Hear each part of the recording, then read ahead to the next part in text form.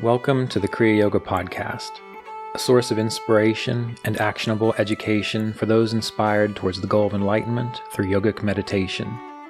Through these interviews, discussions, and reflections, it is my intention to share the possibility of waking up to the reality of self and God realization, and to remind you of the immortal words of Paramahansa Yogananda. Don't look back. Don't look to the left or to the right. Look straight ahead to the goal and go all the way in this lifetime. I'm Ryan Kurczak, and I'll be your host on this adventure of spiritual self-discovery. Welcome back, everyone, to the Kriya Yoga Podcast. Today, our guest is Roy Thibodeau, and you might remember him from episode 7 of season 1 of the Kriya Yoga Podcast, which was released December 9th of 2019. So if you've missed that episode, I'd recommend you go back and listen to it. Mr. Thibodeau is a student of Yogacharya Oliver We, one of the leading disciples of Paramahansa Yogananda. And Roy met Mr. Black in 1972 and has been practicing Kriya Yoga since then. Both he and his wife have offered Hatha yoga classes and meditation classes for decades in conjunction with Song of the Morning Ranch, a Kriya Yoga retreat center. So today we're going to catch up with Roy and talk about a very rare book of letters that were sent between Mr. Black and Paramahansa Yogananda. Roy, welcome. It's good to have you back. I'm glad to be back, Ryan. Yeah, it's hard to believe. It's been, almost 5 years? It is hard to believe, isn't it? Seems like we live many lifetimes in one. Oh, absolutely. I can totally agree with that.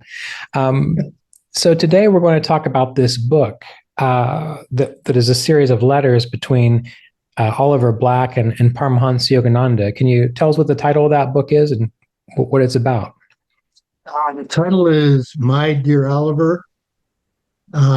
We published it at Gold Lotus at Song of the Morning Ranch, published it with Self-Realization Fellowship's permission. And it's a series of letters from 1942 until 1951 from Yogananda to Yogacharya. Unfortunately, we don't have the letters that he sent back. We just have the letters from Yogananda. Apparently, my understanding is Self-Realization Fellowship has the letters from Yogananda to Yogacharya and also from Yogacharya back. Apparently, they saved them. But that's their property, and they weren't willing to give that to us for this book. Apparently, they plan on, they tell us, making a book about many of Yogananda's close disciples. Yeah. And they would include some of that in there if they ever get around to it. Yeah, well, I'm sure they've got their hands full. They do. They sure do. So this book are the letters from Yogananda to Mr. Black, correct? That's correct. Yeah. Okay. Exactly. And I suppose before we get too much into some of the highlights of what's in those letters, would you mind taking a moment and just telling us a little bit about Mr. Black, Oliver Black, and his relationship to Yogananda? Certainly. He was born in a small town in Ohio in September 1st of 1893. It's an interesting fact that Yogacharya, James Lynn, Dr. Lewis, and Yogananda were all born within 14 months of each other.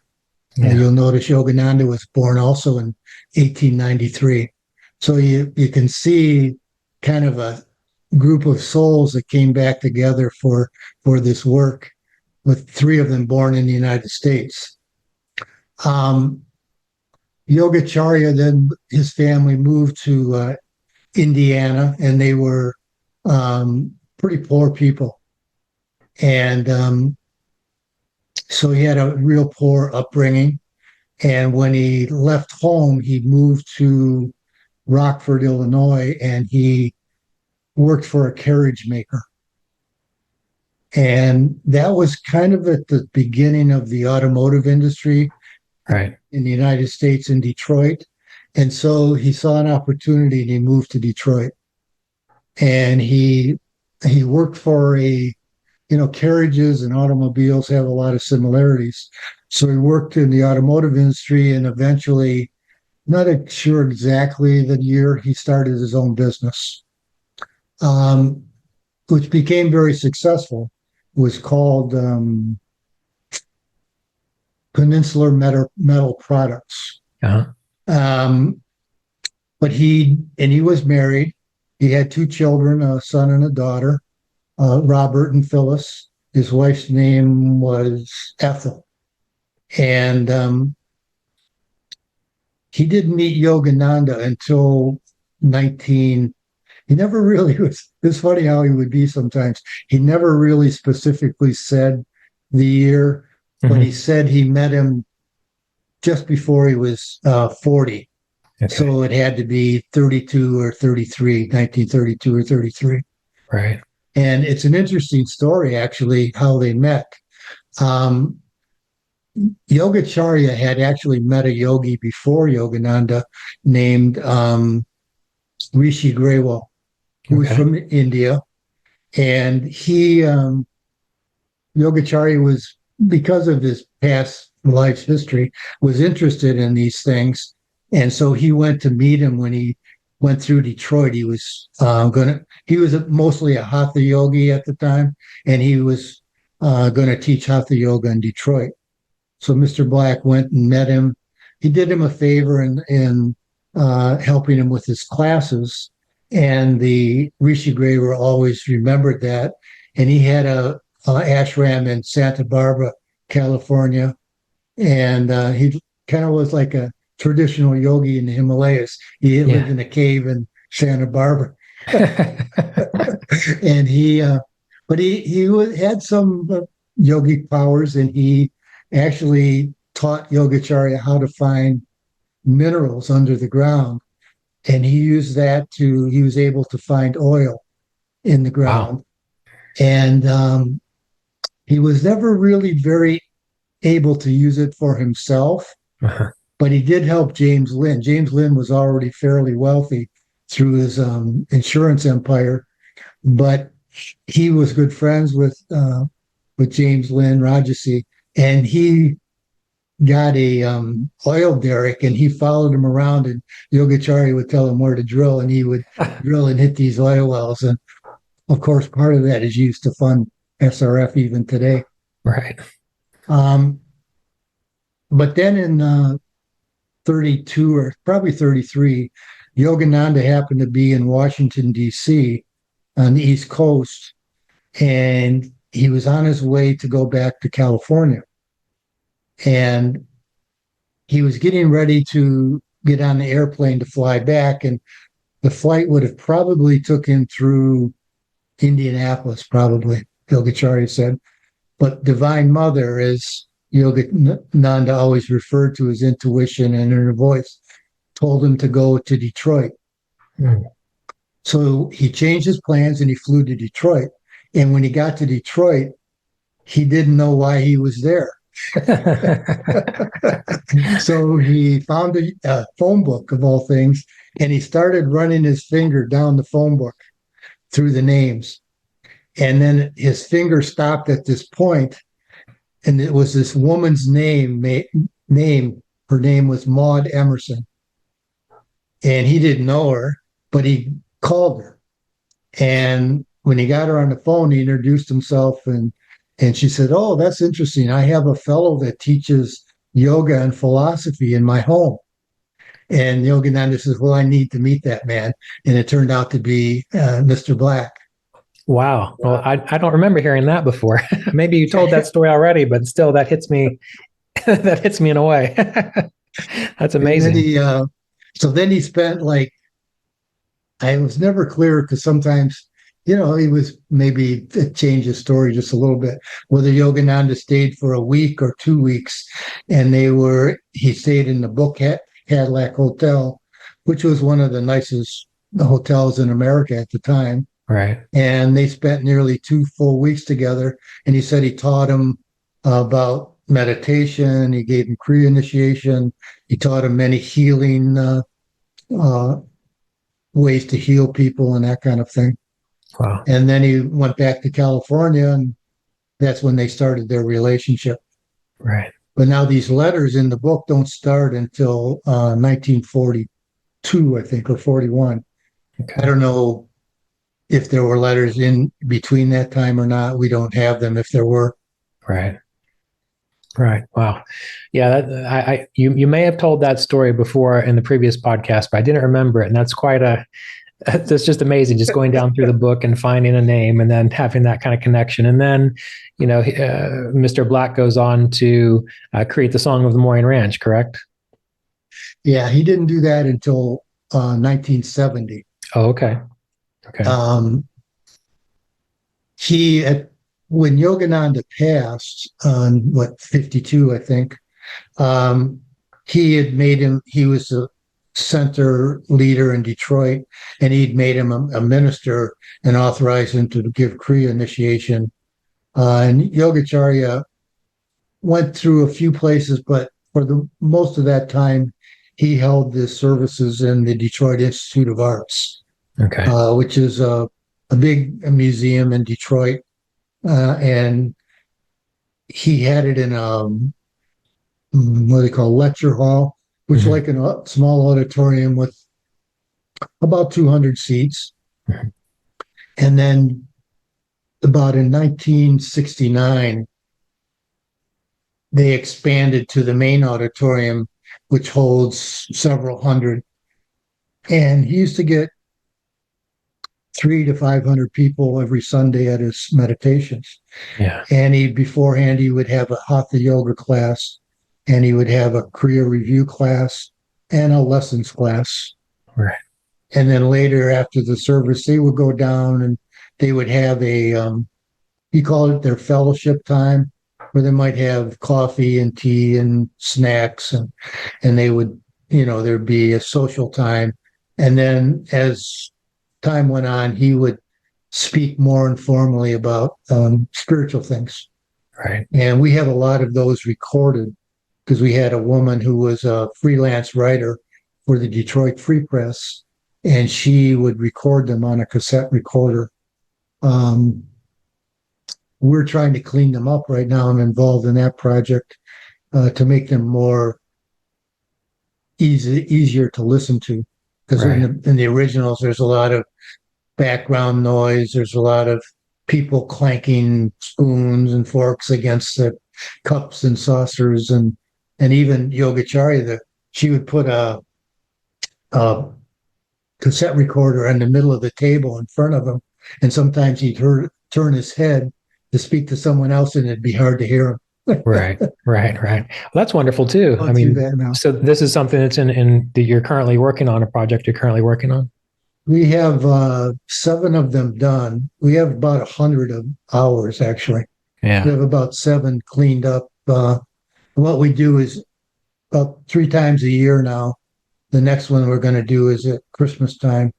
We have a gathering of people and we unveil it up at the retreat. We haven't made any available to the general public yet, but that's in the works. We're kind of waiting for the right time for that. Yeah. Excellent. Well, I want to keep my eyes open for that, because it's hard to find recordings of. It's just hard to find recordings of things like that, and I think it's really wonderful to have those in the world and have them accessible to people. So thank you for doing that. Yeah, it is pretty common now because we have all these phones and everything. Right. Like you can do your podcasts and all that. Yeah. But back in Yogananda's era, and then later in Yogacharya's, it was pretty rare, Yeah. We didn't really have cassette recorders until the mid 60s. Yeah. Hard to believe, but that's what it was. Yeah. Well, we'll have another discussion when some of those are available, because I think we need to let people know about that too. But in the meantime, let's talk about this book. Okay. So you told me about it in an email, and I got super excited, and I went looking for it, and I found out I can't find it anywhere. When we talked, I might have thought there were some more available, but that's okay.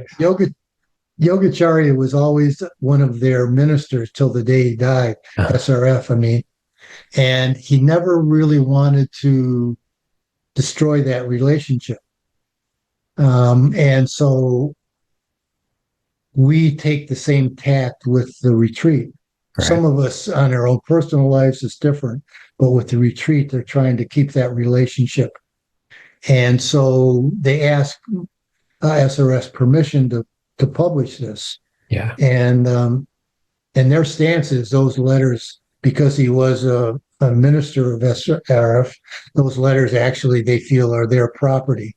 Right. And so, but they gave us the ability to publish a limited edition. So we published 250.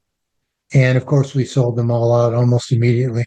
Right. And they've kept a few in reserve for posterity, but not enough that they're willing to sell anymore. Yeah. Now, we haven't decided yet, but they may ask to see if they can publish more, but we don't have that done yet. Yeah. Yeah. They are quite interesting, though. Maybe, I don't know if you can see this or not.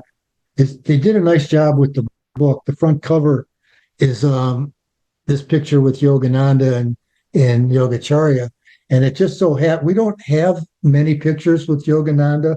Right. SRF has more, but we don't have them. Mm-hmm. And that picture actually is part of a bigger picture.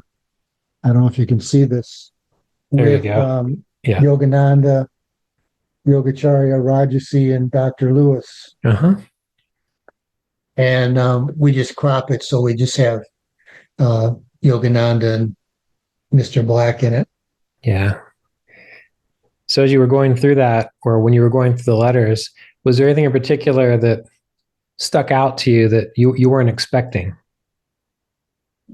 No, I've been around him enough that I wasn't unexpected. It was just reaffirming, I would say, for me. Right. For others, we did a book study on Zoom. We just finished it, and this last year we did it on this book, and it was interesting. And I didn't attend all of them because it came at a bad time on the day for me. But those that I was available, I attend, and we would have a group of maybe 15 or so, 20 sometimes. And of the group, there were only 4 of us that actually knew Yogacharya. Okay. Because at this point in time, he's been gone since 1989.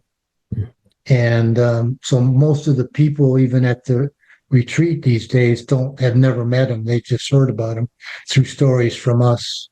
So they were kind of surprised, I would say, pleasantly surprised by some of the letters.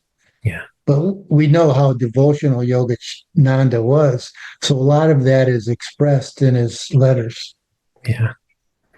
Would you like me to read one of them, maybe? Oh, absolutely. Couple? Yeah. Well, this one's pretty short. This is the very first one we have, December 9th, 1949. So it's almost the end of the year. And he says, "Dear one, I have just received your letter written December 4th. And I am overjoyed to learn that you are coming here in January. I understand about you being unable to be with us for the Christmas holidays. On January 4th, we're having the 4th birthday celebration of the opening of the Golden Lotus Temple in Encinitas, which, by the way, is no longer there, fell into the ocean. I wonder if it will be possible for you to be here in time for this occasion. After the Sunday service in the temple, we are having a banquet of Hindu and American dishes. I believe you would enjoy this very much, and I would so love to have you. Please let me know when you will arrive in Los Angeles, and we will meet you at the station. Until we meet, accept my deepest blessings and good wishes for the holiday. Very sincerely yours, Paramahansa Yogananda." And in almost every letter, they're typewritten. Oh, okay. And then they're a little bit hard to read, and they on a SRF fellowship stationery. Right. And that letterhead has changed over time too. but he always hand writes a PS in every letter. Sometimes PS, PPS. He like he can't stop himself, and he'll scribble on the side of the letter. Yeah. That took a real dedication for the people that put this together, because some of his handwriting is nearly impossible to read. Right. So his PS says, please keep a balance between meditation and activity. Let both work harmoniously. I'm waiting to see you here. In unending love and blessings again, PY. So that was December 9th, 1949. Yeah. Well, if he would have been there. In his letters, of course, we don't know what Yogacharya wrote to him, but in his letters, he's always trying to get Mr. Black to come out to Los Angeles more often than he does. Yeah. He talks about how he misses him and he wish he would come more often. Yogacharya was a fairly wealthy businessman, not as wealthy as Rajasi, but pretty wealthy in his own right. Yeah. And so he would often send him a donation, and Yogananda would thank him profusely for it. And of course, he lived in Detroit. There's some of the letters in here. I don't know what year, some in the 40s, that they were trying to get a car. The car they had wasn't working, and they needed a new car. So it's after Yogacharya, because he's in the automotive industry. Finally, Yogacharya got him a car out there. He was so happy, and SRF didn't have to pay for it. That's good. There was a sad time too. A lot of people aren't aware of this, but Yogacharya's son died during World War II in Europe. Mm-hmm. He was in the Air Force, and he got shot down behind enemy lines, and I don't believe they ever found his body, but of course they knew he was dead. And Yogananda's, in 2 or 3 of his letters, expresses his sympathy and how difficult it must be for him to go through that. See if I can find one, maybe. Yeah. If he would have been there in 1949 for Christmas, he would have maybe met Mr. Davis, because that's when Mr. Davis met Yogananda. He knew Roy, of course. But he had it was interesting because, I loved Roy, I'm sure, like you do. Mm-hmm. And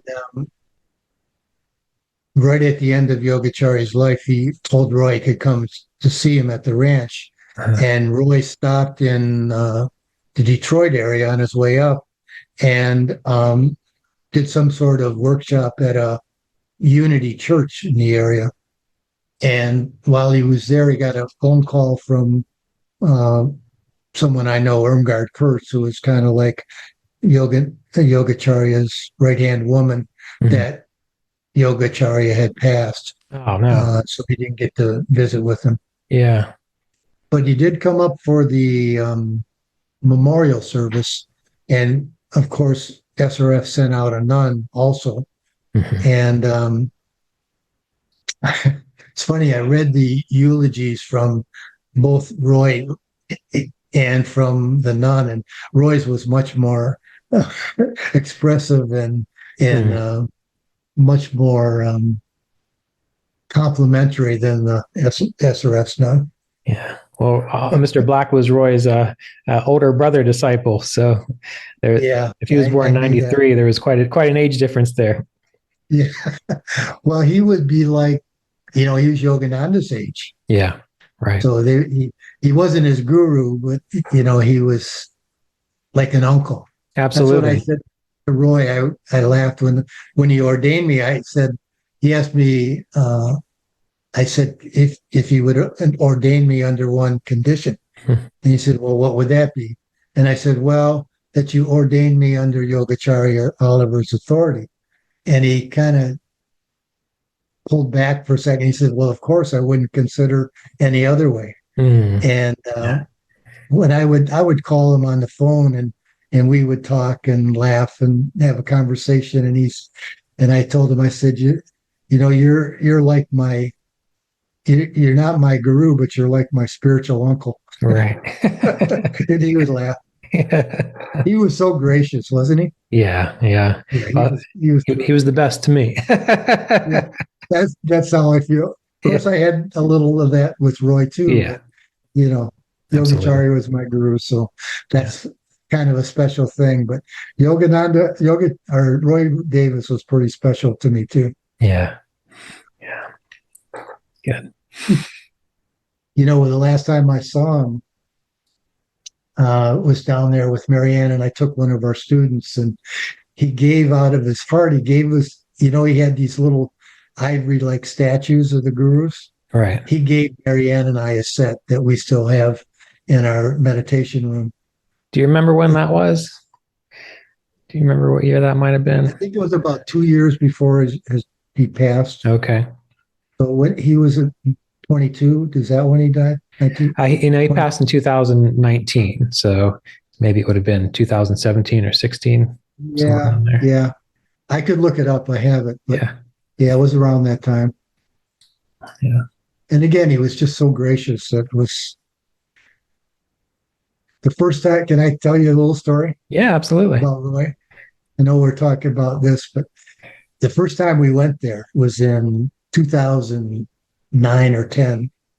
And I'd known about Roy almost since I met Yogacharya.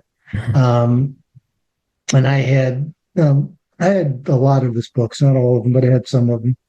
And I said to my wife, I said, I'd like to meet Roy Davis. Let's go down. And so we made arrangements. We drove down there, and he put us in one of the little houses that they have there. Mm-hmm. We went on the far end, down by past where the library is, right farther down, at the end.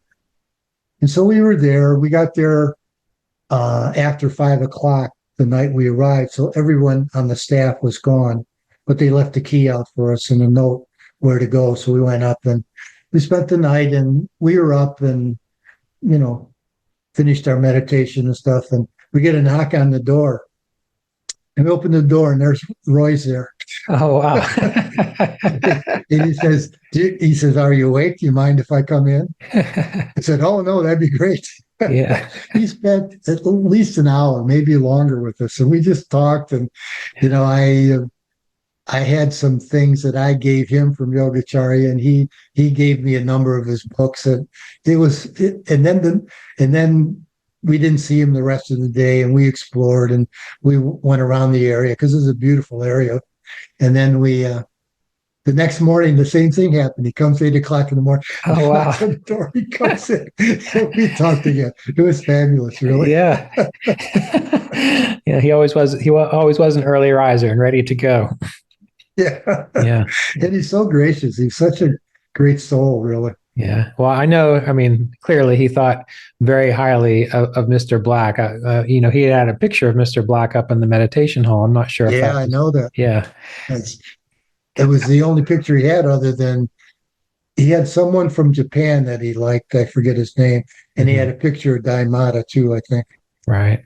Do you remember, maybe I'm remembering this wrong, but I remember being at CSA, and I remember watching a video of Oliver Black. Do you remember, is that a possibility? Oh yeah, there was a period in the 1985 and 86 where he had a lot of followers that would come up there, and they decided they would do these satsangas. Mm-hmm.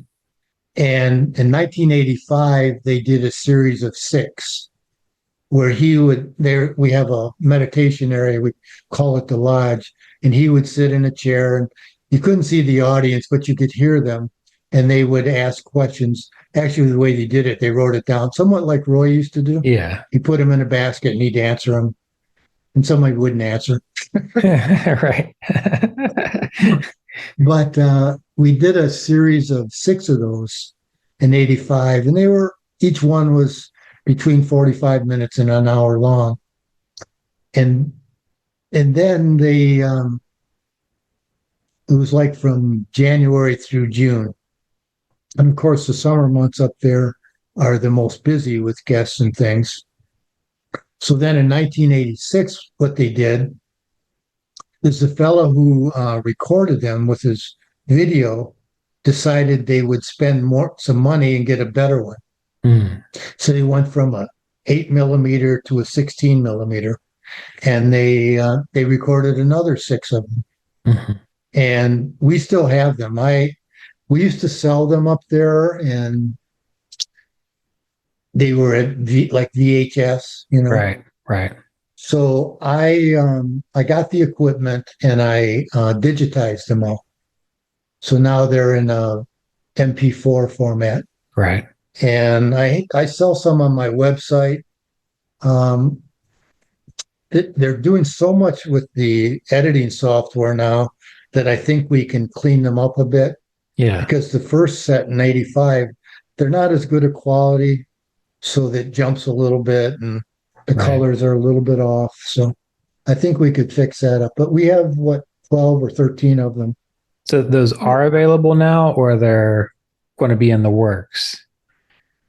I have them available on my website. I don't publicize it to my friends too much because they probably wouldn't like it. Okay. But if you go on my website, you can order them. Actually, I have a little store there. And remind me what your website is. It Golden Lotus? No, mine is yogacharyaoliver.com. That's right.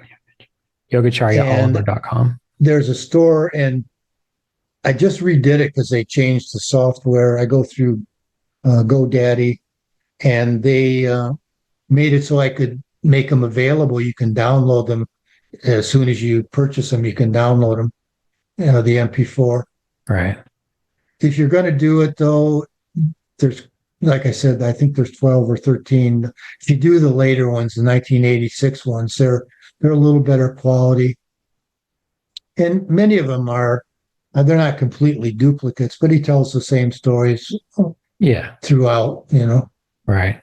Well, Mr. Davis was the same way. I mean, whenever I would go on retreat there multiple times a year, I would often be able to anticipate what the story was that was about to come out. But actually, that's okay.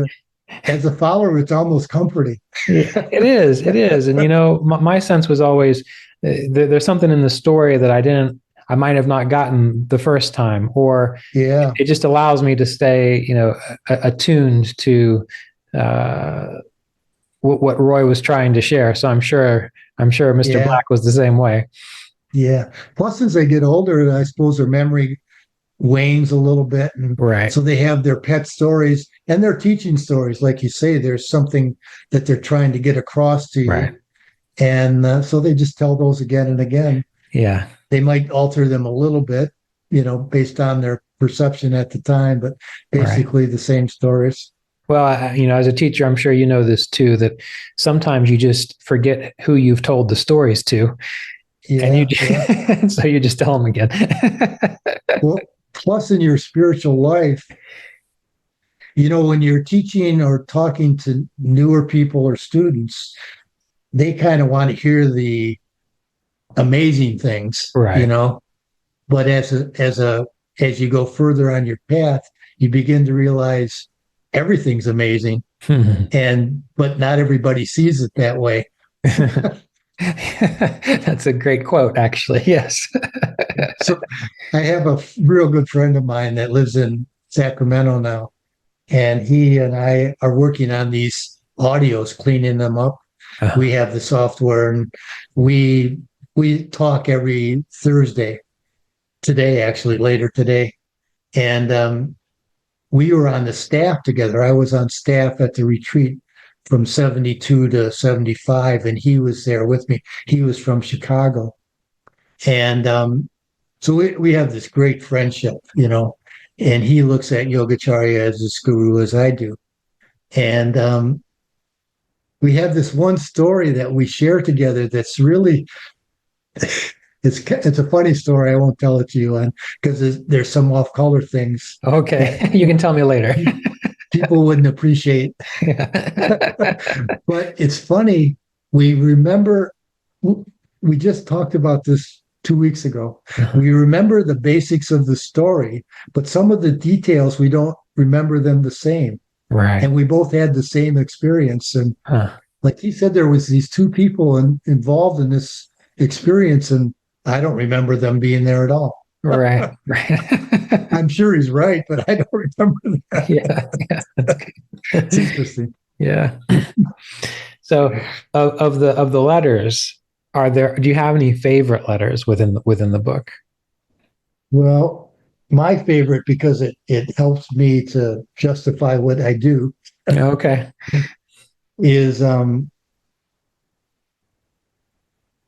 one of the last ones from May 11th, 1951. So it wasn't that long before Yogananda passed. Right. I'm going to have to turn this light on. Hold on. Okay. And he says, "Dear one, Yogacharya must have visited him just before this. He says, your coming was a memorable occasion, for I felt that you caught the spirit of the work which the masters and God are guiding. I cannot tell you how I feel about it. When a devotee works for God with the same interest as a husband works for his wife and children, then God is pleased to the utmost. Families are imposed upon us, but God's family is chosen according to our own soul's discretion. That is why Jesus intimated, who is my father, mother, brother, sister, but who loves God? Our human relationships, unless spiritual, are forgotten in the future and become meaningless.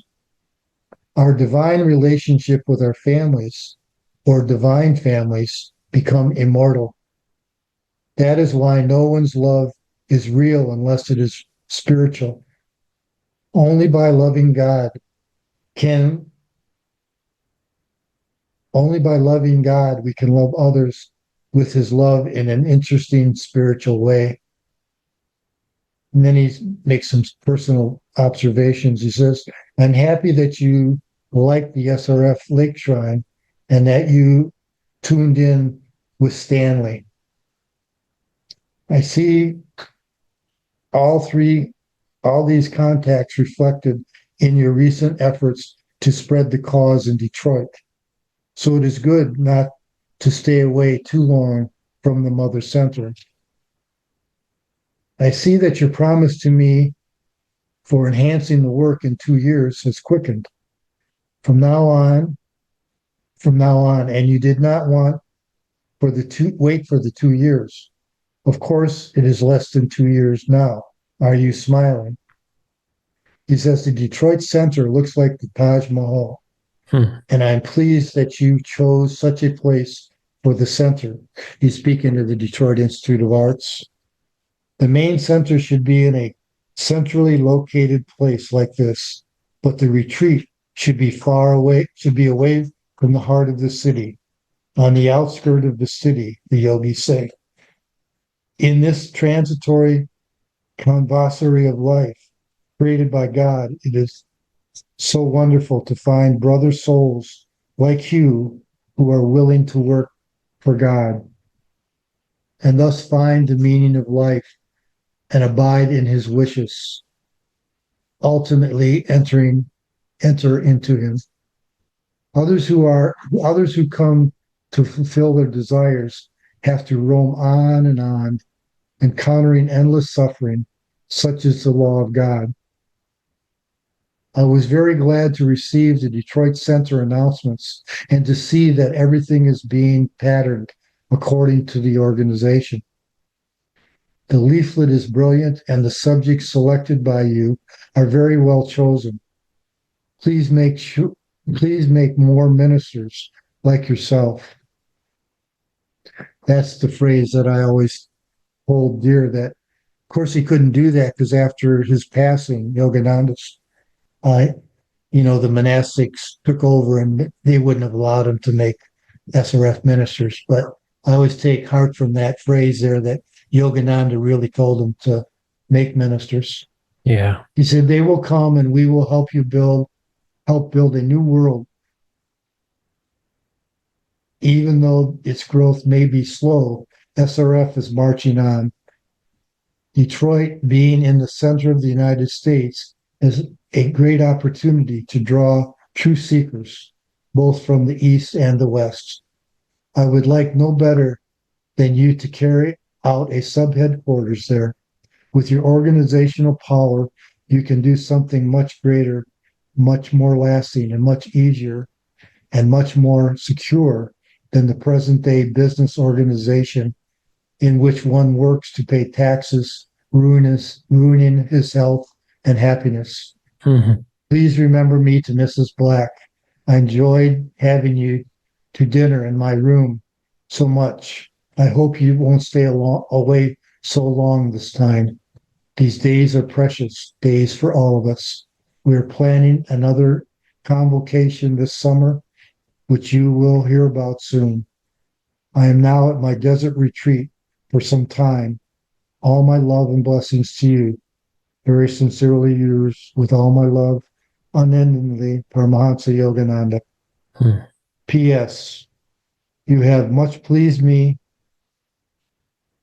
and with me the gurus, Christ, God, whoever manifests through me. Regards to Mrs. Oliver again.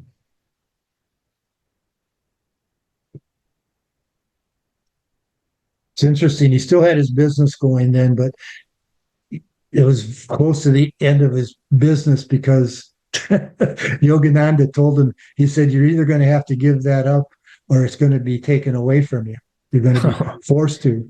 And what ended up happening is he had his stock of his company listed on the New York Stock Exchange, and some kind of underhanded dealings from Wall Street types in New York connived a way to get 51% of the stock and booted him out.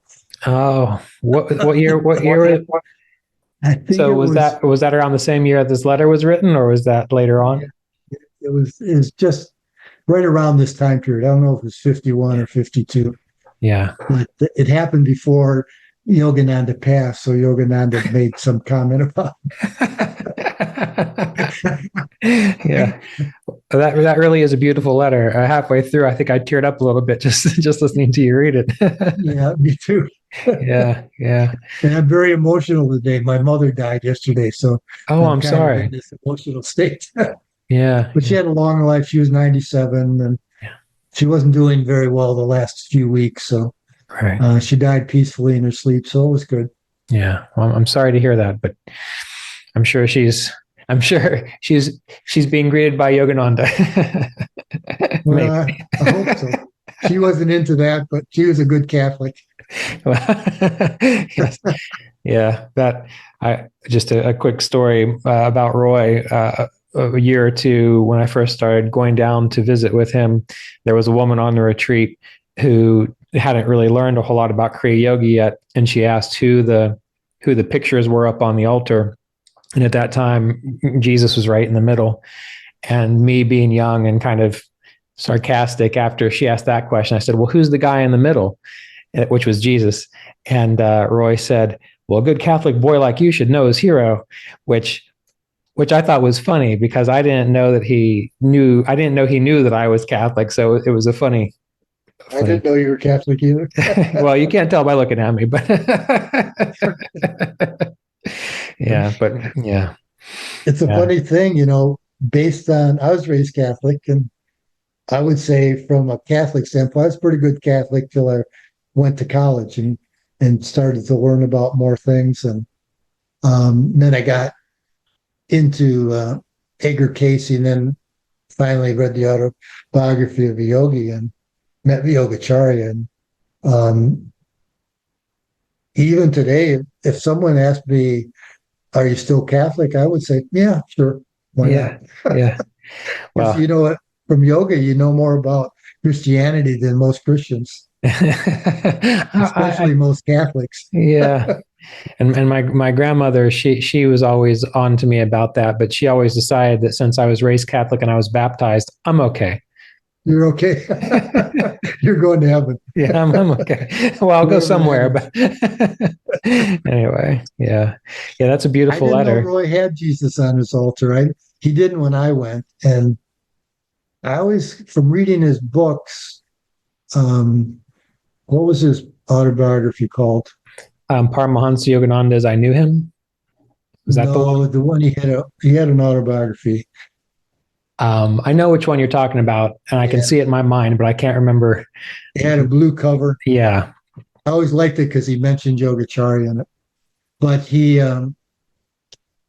I guess he was raised in a pretty strict Baptist family. So I always got the impression he wasn't really enamored with Christianity because well, of that. it might be that, but here's my experience of it. That picture was up on the altar, I think maybe until 2008 or 2009, somewhere around there, and then he took it down. And I believe some individuals became very upset with him by doing that. And I didn't matter to me because I was coming to learn yoga, not necessarily more about Jesus. And he said, "Well, we're at a place now in the world where we can just talk about yoga. We don't have to bridge a gap between Christianity to yoga." So in so many words, he was kind of intimating that that's why he took it down, because he felt that now we can just talk about yoga and we don't have to make that connection unless we want to, unless it's part of our Yeah. tradition or part of our religion or so on. I think he's probably right about that, really. Yeah. However, he's still, there's been so many big changes, but still they say 80% of the United States still considers themselves Christian.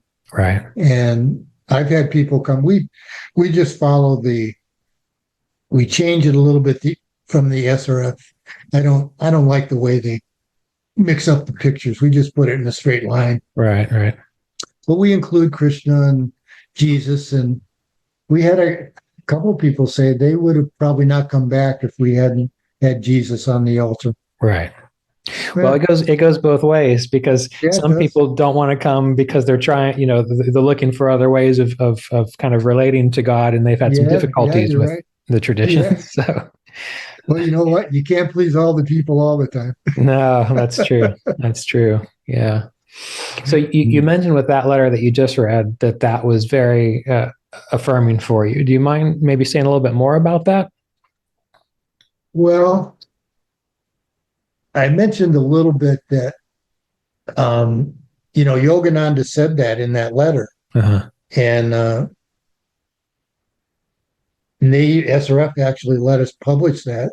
So he never really did that, because it wasn't long after that Yogananda died. And, James Lynn became the next president. He might have allowed it because he was a householder himself. But after James Lynn passed, the monastics took over, which I'm not criticizing. Doesn't bother me any. It's just they weren't, he would have never been allowed to make ministers and have them give Kriya if he wanted to stay in good graces with Self-Realization Fellowship. I see. Because every time that had been tried, it didn't work. They would kind of shun them. It happened with Roy, happened with Kriyananda, happened, what's her name, Mildred something in Seattle. She was a Yogacharya, and she started her own organization, and SRF kind of defrocked her, you might say. Yeah. And so it was affirming to me, because I felt I had some of my own work to do. Right. And the fact that Yogananda told him to do that meant that we had a place to do that. Right. But we had to find, I'm a little bit of a rule follower. So I don't like to cast off tradition. Right. I think it's important. Yeah. And so that's why I had someone like Roy Davis, who was already, a minister to and qualified to pass that down. So it wasn't just me going out saying, oh, after the fact, Yogacharya made me a minister, when he never did during his lifetime. Right. And you knew him from 72 until he passed in 1989? I did. Yeah. I didn't see him much his last 3 years of life. I was like 23, I think, when I met him. I was just out of college. It was like I was protected. I had to go to college for some reason, because if I met him before, and maybe I wouldn't have went. Right. I had some good friends that my age that didn't go to college because they met Yogacharya and they got really into yoga right away. Oh, really? Okay. So when I graduated, it was interesting, right? Like almost the day I graduated, two good friends of mine gave me the autobiography of the yogi. And I read it, and I graduated in December. So it was Christmas time. I had time on my hands. I didn't have a job yet. So I read the whole thing in a couple of weeks, and I was just enamored with it. And I sent off for the lessons right away because I wanted to get Kriya Yoga Initiation. And I started getting the lessons. I was pretty much by myself, though. I didn't know anyone else who meditated. I didn't really know anyone else into yoga. And Detroit was, a big city, major. And we used to have a lot of spiritual yogis come through town, give lectures and that kind of thing. But I had the friend who gave me the book. He was in Kalamazoo. I went to Western Michigan in Kalamazoo, and he said, "I'm coming into town. I heard there's an SRF group that meets in meditation on Sundays. Do you want to go?" I said, "Yeah, sure. I don't know any. I like to meditate with someone who meditates." Yeah. So he came into town, and we were hippies back then. This was back in the early 70s. And we went downtown, and the service would start at 11 o'clock in the Art Institute. And we were late, as a good hippie should be, And we walked in the auditorium. He would turn the lights down during meditation, and there were no outside windows, so it was dark. And he would just have the light. He would be on stage, and the light would shine on him. And he would talk through almost the whole meditation. Very, very little real silent time. People would ask him about that later, and he said, well, when he moved up to the retreat, that changed. But in Detroit, he did it that way. He said, the fact is we get a lot of new people, and even some of the experienced people can't really meditate for more than a few minutes. Right. Yeah. So I tried to encourage them he would quote from the Bible, from the Gita. He almost had the whole 6th chapter of the Bhagavad Gita memorized. And he would quote from that to try to inspire people to continue to meditate. And so we went in. It was dark and it was crowded. And so it took us a while to find a place to sit. We finally sat down. And then when it was over, we left. We didn't know anybody. We just left. And my friend said, I remember we laugh about it because he became his disciple also. We laugh now. He said to me, who was that old guy on stage, and why didn't he shut up? Didn't he know we were trying to meditate? Well, then he left, and I just started going down there every Sunday because I didn't have anything else to do. Yeah. And about the third time I went, this woman from Chicago, who I know, she's deceased now, but I became good friends with. She grabbed me by the elbow and she said, "Why don't you come downstairs with us? We have this fellowship." And I said, "Sure, why not?" So we go down there, and I didn't know what to expect, and all these people, and Yogacharya was sitting at a table, and all these people are on the other side of the table, and he's, giving discourses and laughing. He was the funniest person I ever met. Yeah. And she took me down there, and she put a folding chair out off the back of his right shoulder. And I sat down, and when I sat down, he was telling a story about an experience he had with Yogacharya or with Yogananda and James Lynn and Dr. Lewis. And I sat down and I listened to him, and I thought, holy smokes, this guy knew Yogananda. You And didn't he know turned until then. around and he looked at me in my eyes, and I went, "Oh, I found my guru." Yeah. Yeah. It was, I think of it now, it's still quite thrilling. It gives me chills. Yeah.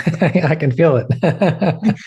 Yeah. So you didn't But know he was a student of Yogananda's until that moment.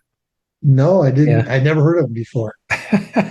And so then once that happened and I realized what was going on with him and me, then I wiggled myself in so I would go early. Mhm. And he had a group of people. They had classes early. They had a hatha class.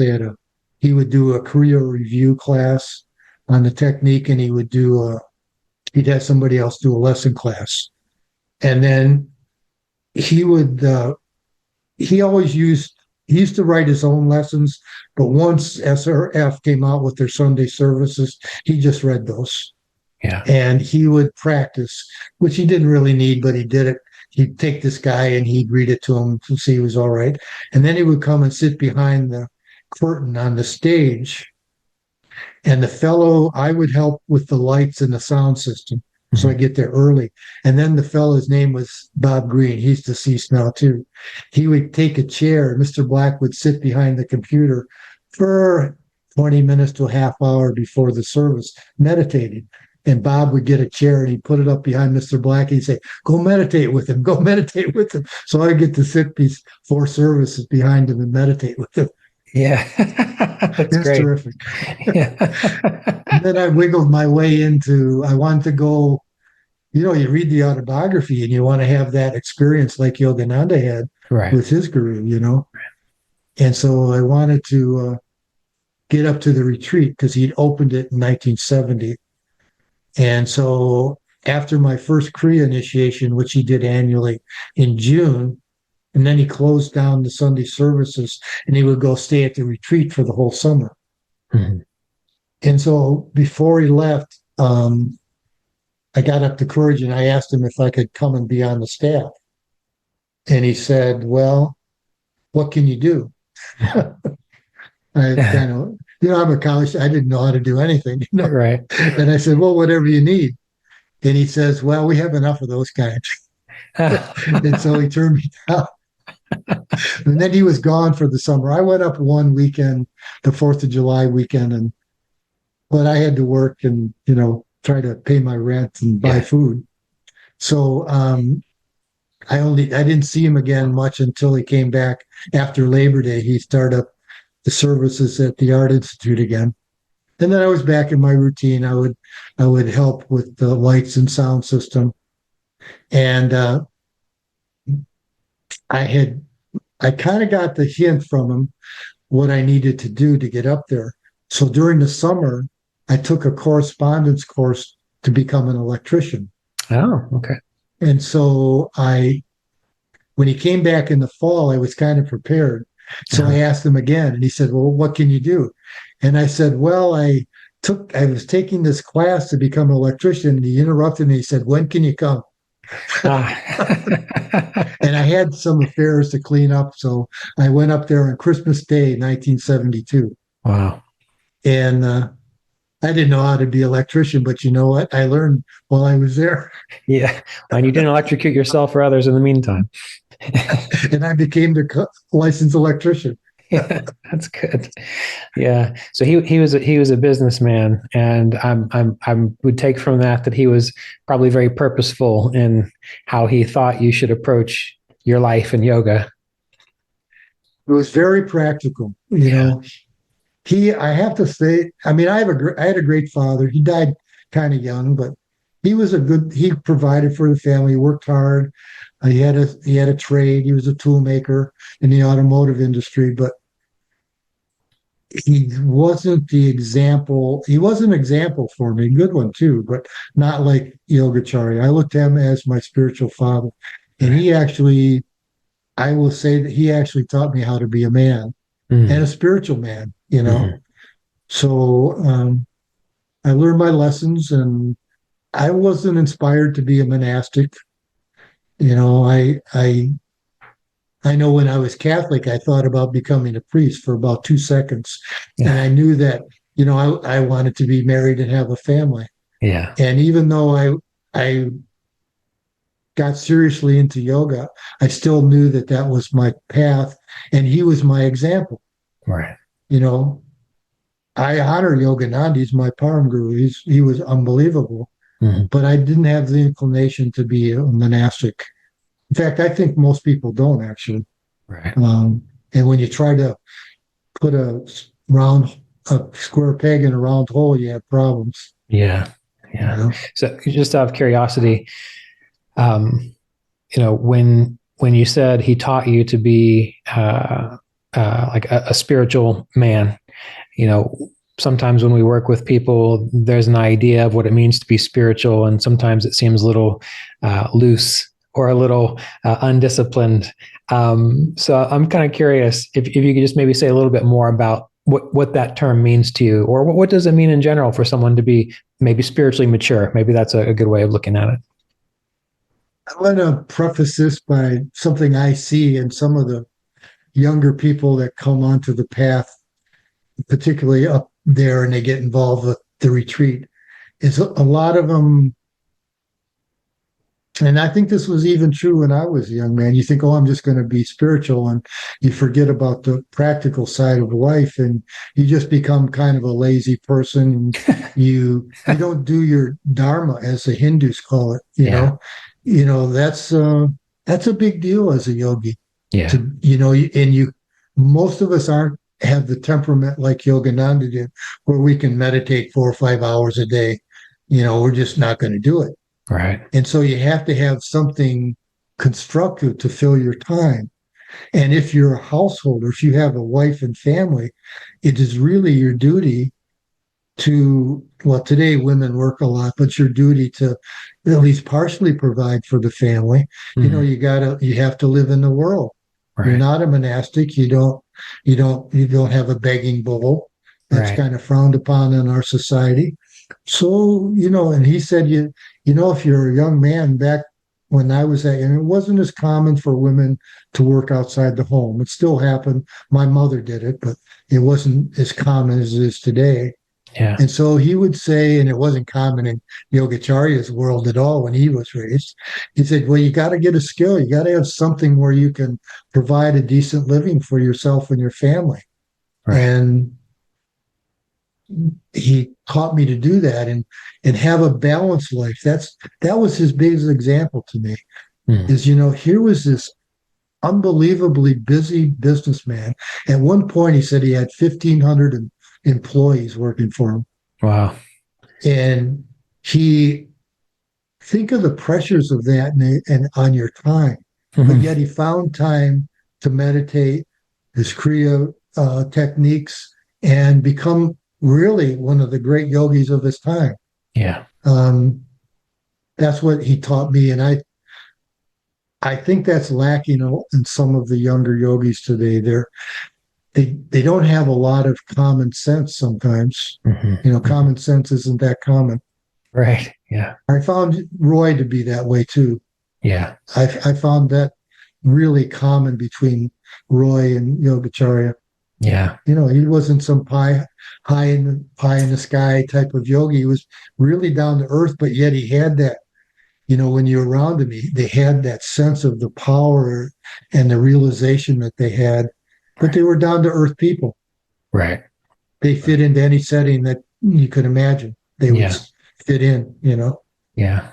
So that's what I try to do in my life. And that's what I try to pass on to the people that I'm, teaching and training, that you got to have a balanced life. I don't know anyone in America that's going to meditate 5 or 6 hours a day. They don't have them into it.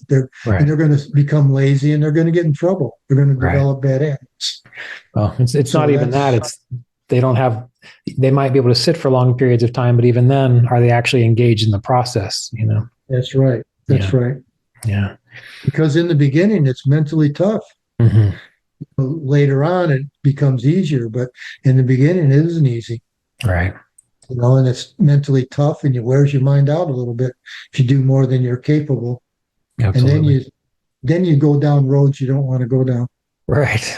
Yes, absolutely. But if you can balance it, and Yogananda's writings are full of that too. Actively calm, calmly active. You got to balance them out. And unless you're a great yogi that's developed in past lives, you just don't have the capability to do it anyway. Right. And that's why we're here. That's why we're trying to cultivate that and build up to it, so it's effective. And like Yogananda would say, Yogacharya would say that, I'm sure Ray would say too, that your meditation helps you in your work and your work helps you in your meditation. Yeah. And Yogacharya was so big on work. When I was on the staff, we worked all the time. Yeah. We always had our evening meditation for an hour together, and then he would expect us to meditate before bed and as we got up in the morning. And but the rest of the day we were working. Yeah. And what he would say is, you have, when you're working, you have to put your whole mind into your work, and then it helps your meditation because you develop your concentration. I know the last project I did there, I was having a hard time with this. I couldn't get this done. And I kind of was at my wit's end. So I after breakfast this morning, I got on the front porch of the main house where we eat and have meals, the kitchen. And I said to him, I said, I started to say, I started to explain this, and I said, and I didn't think, and I was going to add something to that, like I didn't think this was going to happen. And he interrupted me. He said, "That's the problem. You didn't think."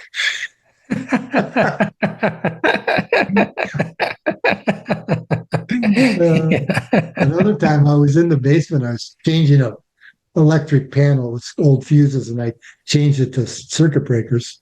And I was almost done. I was neatening it up, and I was looking at it.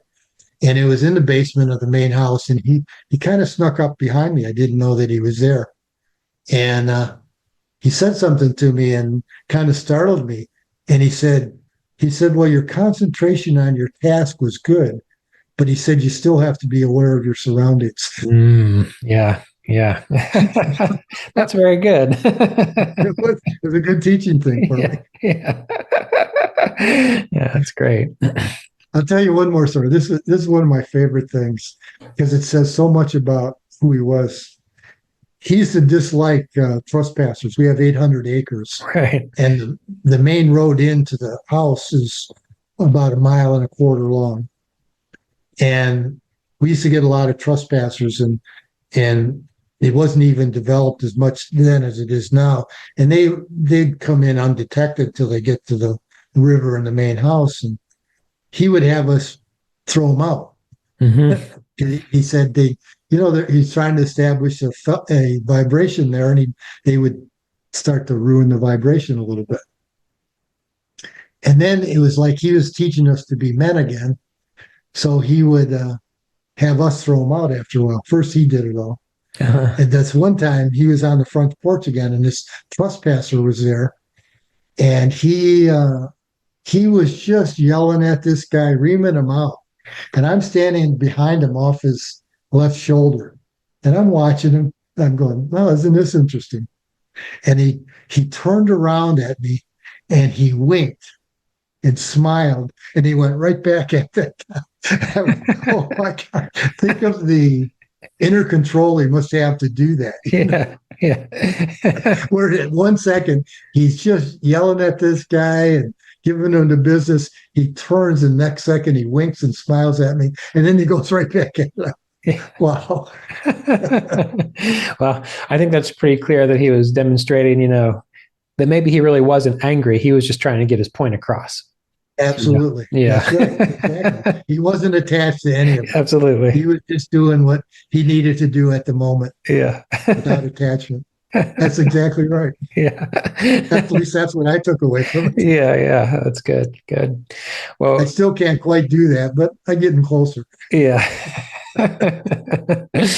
Well, we're coming close to the end of our time together, and I've really enjoyed talking to you again. I mean, I feel like we should have stayed in touch more than just every 5 years.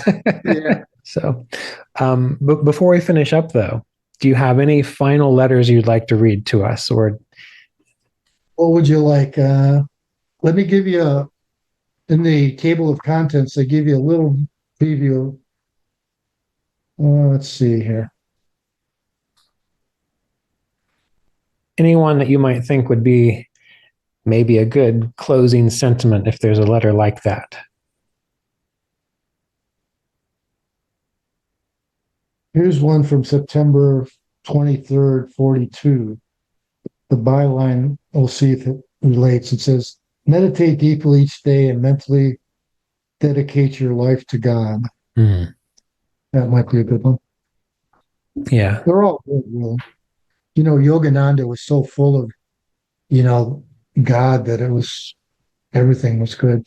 Absolutely. I'm failing one of my yamas and niyamas by coveting the book. I wish I was going to see it for some of my students. I was going to try to make copies because they didn't get them either. Yeah. A couple of them did, and it's so hard to. And Yeah. I don't want to ruin the book, but it's hard to copy. We are also planning on possibly coming up to Song of Memorial Ranch sometime next year. So maybe I can look at it if you're around. Yeah, that's good. I'll just read this one so you can close. Okay.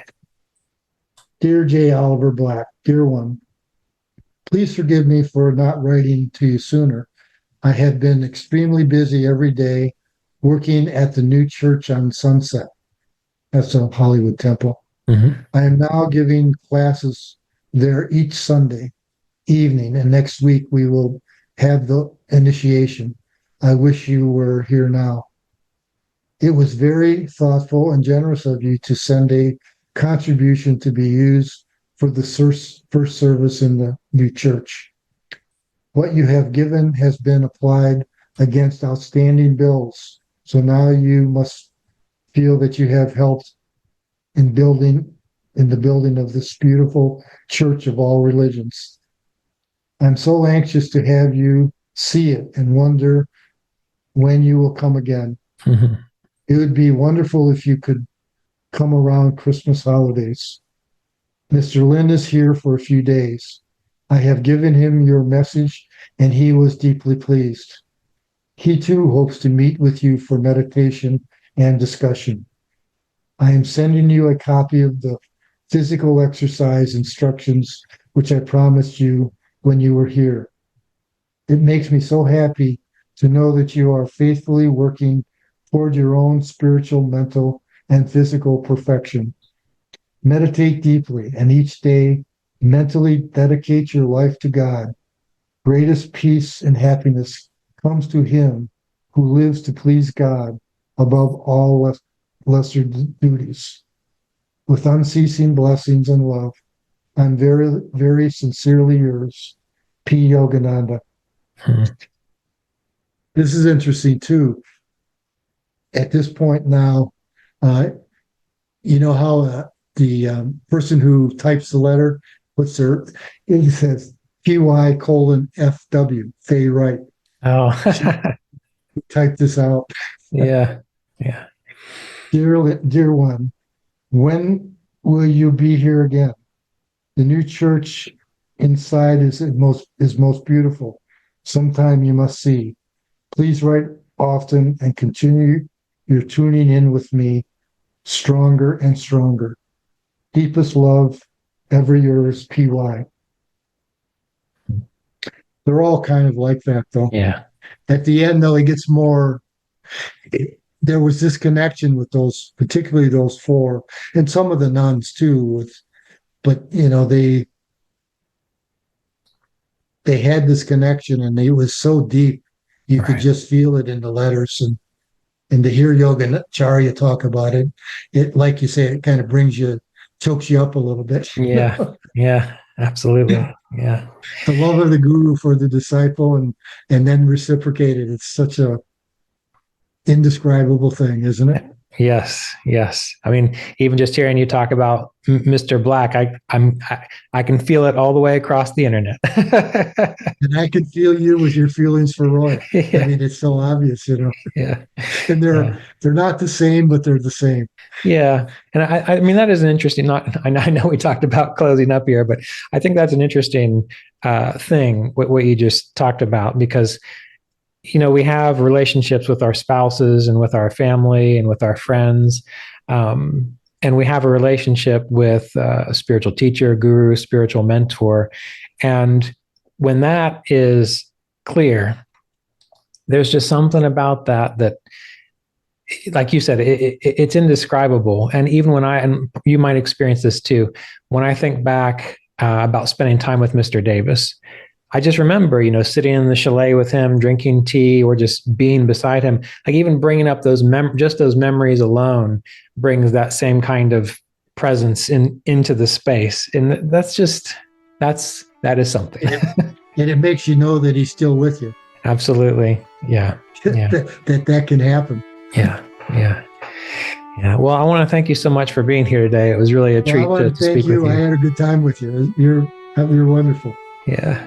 Well, you too. And we'll close up here, but don't log off just yet. I'll just stop the recording and then we can chat just for a moment or two longer if you've got time. Sure. Okay. Yeah, sure.